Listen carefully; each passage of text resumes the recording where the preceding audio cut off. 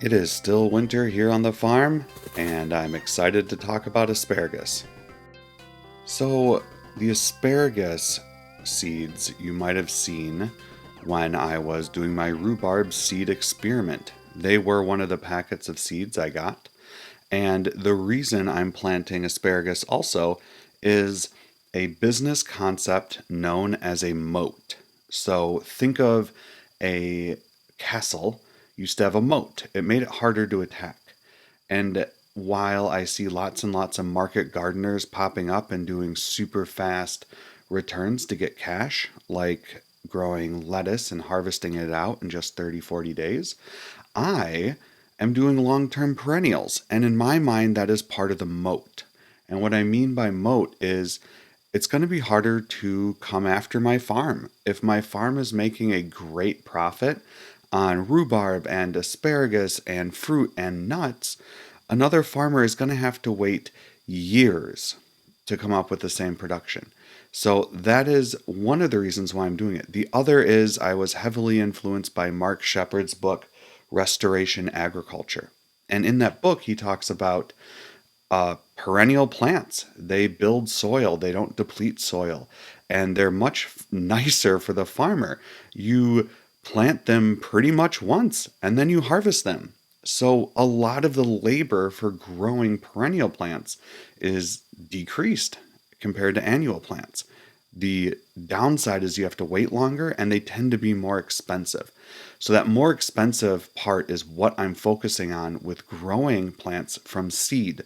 Also, when we grow plants from seed, depending on what kind of seed they are, we can get more genetic diversity, which might make it a little less convenient because we have to vary our harvest times a little bit, but they make much more resilient and hardy gardens and farms because the plants aren't all exactly the same. They won't all have the same susceptibilities.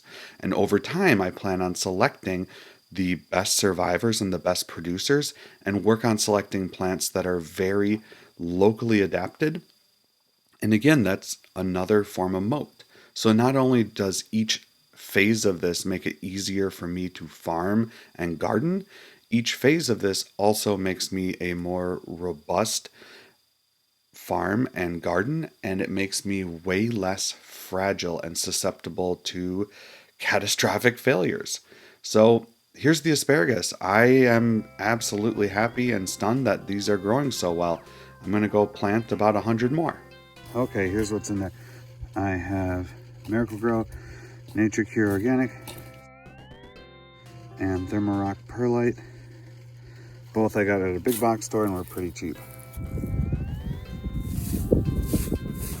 Warmed up in the sun. That's what we want. So grab it, make a clump.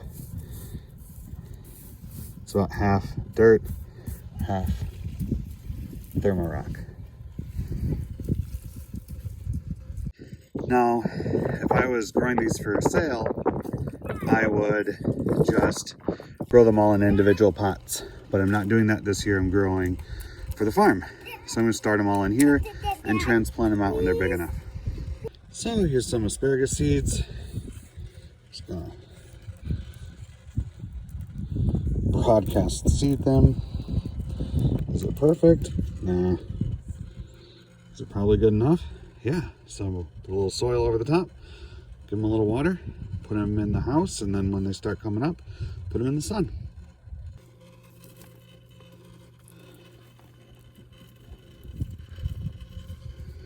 Get them covered.